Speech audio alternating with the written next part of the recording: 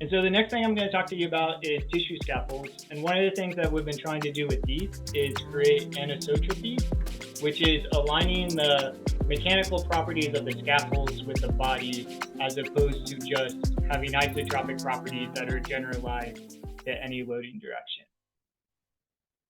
And so with tissue scaffold design, what you need to do is you need to have something that's mechanically strong enough to carry loads, which requires more material, but then there's a trade-off.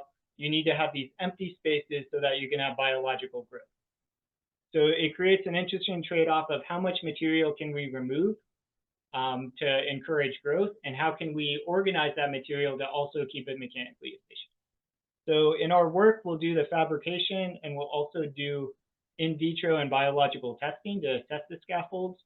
And I'll show you some of our computational design process here. So we have simulations where this is the tissue growth occurring within the unit cells of the scaffold, so that you can see based on the size of this unit cell or the amount of beams within the unit cell, you're going to have different rates of that tissue growth and different reactions to loads.